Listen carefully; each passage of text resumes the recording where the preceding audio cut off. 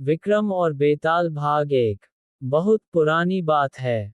धारा नगरी में गंधर्वसेन नाम का एक राजा राज करते थे। उसके 4 रानियां थीं। उनके 6 लड़के थे जो सब के सब बड़े ही चतुर और बलवान थे। संयोग से एक दिन राजा की मृत्यु हो गई और उनकी जगह उनका बड़ा बेटा शंख गद्दी पर बैठा। उसने कुछ दिन राज किया, लेकिन छोटे भाई विक्रम ने उसे मार डाला और स्वयं राजा बन बैठा। उसका राज्य दिनों दिन बढ़ता गया और वह सारे जम्बूद्वीप का राजा बन बैठा। एक दिन उसके मन में आया कि उसे घूमकर सैर करनी चाहिए और जिन देशों के नाम उसने सुने हैं उन्हें देखना चाहिए। सो वह गद्दी अपने छोटे भाई भर्तृहरि को सौंपकर योगी बनकर राज्य से निकल पड़ा। उस नगर में एक ब्राह्मण तपस्या करता था। एक दिन देवता ने प्रसन्न होकर उसे एक फल दिया और कहा कि इसे जो भी खाएगा वह अमर हो जाएगा। ब्राह्मण ने वह फल लाकर अपनी पत्नी को दिया और देवता की बात भी बता दी। ब्राह्मणी बोली, हम अमर होकर क्या करेंगे? हमेशा भीख मांगते रहेंगे। इससे तो मरना ही अच्छा है। तुम इस फल को ले जाकर राजा को दे आओ और बदले में कुछ धन ले आओ। ये सुनकर ब्राह्मण फल लेकर राजा भर्तृहरि के पास गया और सारा हाल कह सुनाया। भर्तृहरि ने फल ले लिया और ब्राह्मण को 1,00,000 रुपये देकर विदा कर दिया। भर्तृहरि अपनी एक रानी को बहुत चाहता था। उसने महल में जाकर वह फल उसी को दे दिया। रानी की मित्रता शहर कोतवाल से थी। उसने वह फल कोतवाल को दे दिया। कोतवाल एक वेश्या के पास जाया करता था। वह उस फल को उस वेश्या को दे आया। वेश्या ने सोचा कि यह फल तो राजा को खाना चाहिए। वह उसे लेकर राजा भर्तृहरि के पास गई और उसे दे दिया। भर्तृहरि ने उसे बहुत सा धन दिया, लेकिन जब उसने फल को अच्छी तरह से देखा तो पहचान लिया। उसे बड़ी चोट लगी, पर उसने किसी से कुछ कहा नहीं। उसने महल में जाकर रानी से पूछा कि तुमने उस फल का क्या किया? रानी ने कहा, मैंने उसे खा लिया। राजा ने वह फल निकाल कर दिखा दिया। रानी घबरा गई और उसने सारी बात सच सच कह दी। भर्तृहरि ने पता लगाया तो उसे पूरी बात ठीक ठीक मालूम हो गई। वह बहुत दुखी हुआ। उसने सोचा, ये दुनिया माया जाल है, इसमें अपना कोई नहीं। वह फल लेकर बाहर आया और उसे धुलवाकर स्वयं खा लिया। फिर राजपाट छोड़ योगी का भेष बना जंगल में तपस्या करने चला गया। भर्तृहरि के जंगल में चले जाने से विक्रम की गद्दी सूनी हो गई। जब राजा इंद्र को ये समाचार मिला तो उन्होंने एक देव को धारा नगरी की रखवाली के लिए भेज दिया।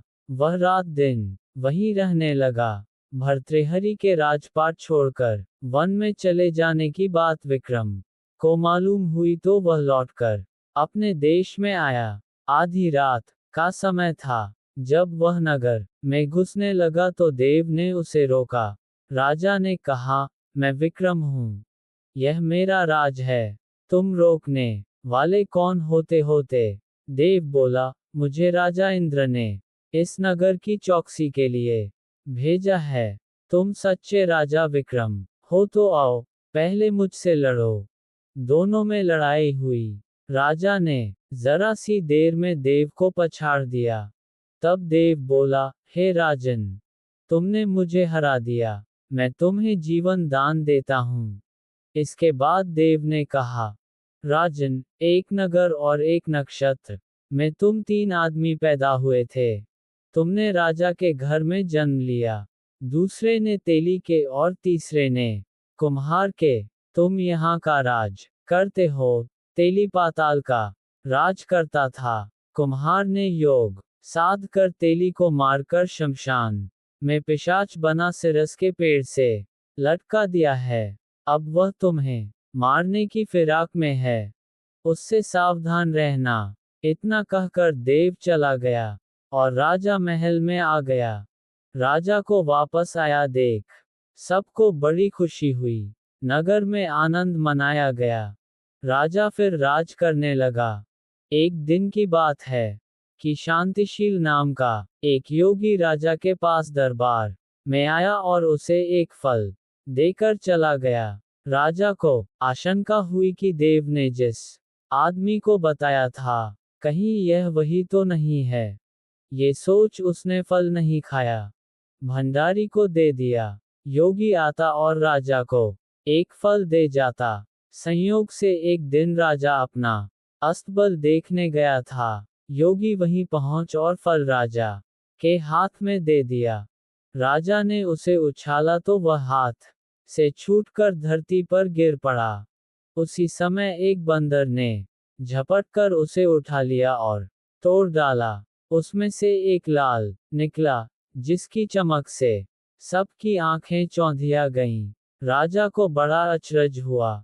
उसने योगी से पूछा, आप ये लाल मुझे रोज क्यों दे जाते हैं?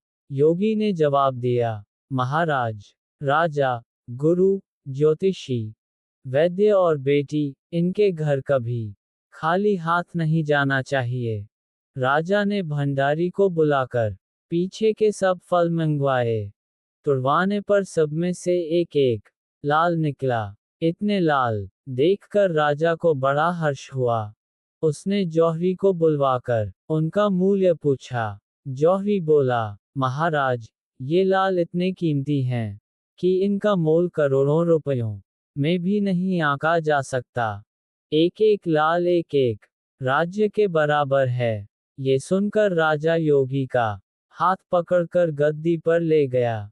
बोला, योगीराज, आप सुनी हुई बुरी बातें दूसरों के सामने नहीं कही जाती। राजा उसे अकेले में ले गया। वहां जाकर योगी ने कहा, महाराज, बात यह है कि गोदावरी नदी के किनारे मसान में मैं एक मंत्र सिद्ध कर रहा हूँ। उसके सिद्ध हो जाने पर मेरा मनोरथ पूरा हो जाएगा। तुम एक रात मेरे पास रहोगे तो मंत्र सिद्ध हो जाएगा। एक दिन रात को हथियार बांधकर तुम अकेले मेरे पास आ जाना। राजा ने कहा, अच्छी बात है। इसके उपरांत योगी दिन और समय बताकर अपने मठ में चला गया। वह दिन आने पर राजा अकेला वहां पहुंचा। योगी ने उसे अपने पास बिठा लिया। थोड़ी देर बैठकर राजा ने पूछा, महाराज, मेरे लिए क्या आज्ञा है? योगी ने कहा, राजन, यहाँ से दक्षिण दिशा में 2 कोस की दूरी पर मसान में एक सिरस के पेड़ पर एक मुर्दा लटका है। उसे मेरे पास ले आओ, तब तक मैं यहाँ पूजा करता हूँ। ये सुनकर राजा वहां से चल दिया। बड़ी भयंकर रात थी। चारों ओर अंधेरा फैला था। पानी बरस रहा था। भूत प्रेत शोर मचा रहे थे। सांप आकर पैरों में लिपटते थे। लेकिन राजा हिम्मत से आगे बढ़ता गया। जब वह मसान में पहुंचा तो देखता क्या है कि शेर दहाड़ रहे हैं, हाथी चिंगाड़ रहे हैं, भूत प्रेत आदमियों को मार रहे हैं। राजा बेधड़क चलता गया और सिरस के पेड़ के पास पहुंच गया। पेड़ जड़ से फुनगी तक आग से दहक रहा था। राजा ने सोचा, हो न हो, ये वही योगी है जिसकी बात देव ने बताई थी। पेड़ पर रस्सी से बंधा मुर्दा लटक रहा था। राजा पेड़ पर चढ़ गया और तलवार से रस्सी काट दी। मुर्दा नीचे गिर पड़ा और दहाड़ मार मार कर रोने लगा। राजा ने नीचे आकर पूछा, तू कौन है? राजा का इतना कहना था कि वह मुर्दा खिलखिलकर हंस पड़ा। राजा को बड़ा अचरज हुआ। तभी वह मुर्दा फिर पेड़ पर जा लटका। राजा फिर चढ़कर ऊपर गया और रस्सी काट मुर्दे का बगल में दबा नीचे आया। बोला, बता, तू कौन है? मुर्दा चुप रहा। तब राजा ने उसे एक चादर में बांधा और योगी के पास ले चला। रास्ते में वह मुर्दा बोला, मैं बेताल हूँ। तू कौन है और मुझे कहाँ ले जा रहा है? राजा ने कहा, मेरा नाम विक्रम है। मैं धारा नगरी का राजा हूँ। मैं तुझे योगी के पास ले जा रहा हूँ। बेताल बोला, मैं एक शर्त पर चलूंगा। अगर तू रास्ते में बोलेगा तो मैं लौटकर पेड़ पर जा लटकूंगा। राजा ने उसकी बात मान ली। फिर बेताल बोला, पंडित, चतुर और ज्ञानी, इनके दिन अच्छी अच्छी बातों में बीतते हैं, जबकि मूर्खों के दिन कलह और नींद में। अच्छा होगा कि हमारी राह भली बातों की चर्चा में बीत जाए। मैं तुझे एक कहानी सुनाता हूँ। ले सुन। आगे की कहानी सुनने के लिए नेक्स्ट वीडियो भाग 2 देखें।